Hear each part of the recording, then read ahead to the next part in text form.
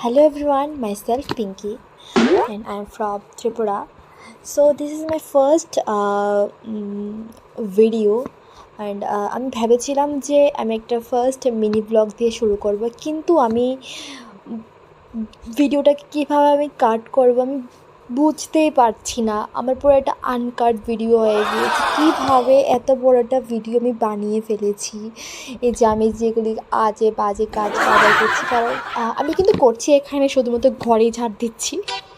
আমি আর না আমার ফুল লাইফ, হ্যাঁ ফুল লাইফকে সরি, আমি ফুল ডেতে কী করেছি তা কিন্তু আপনাদেরকে দেখাইনি।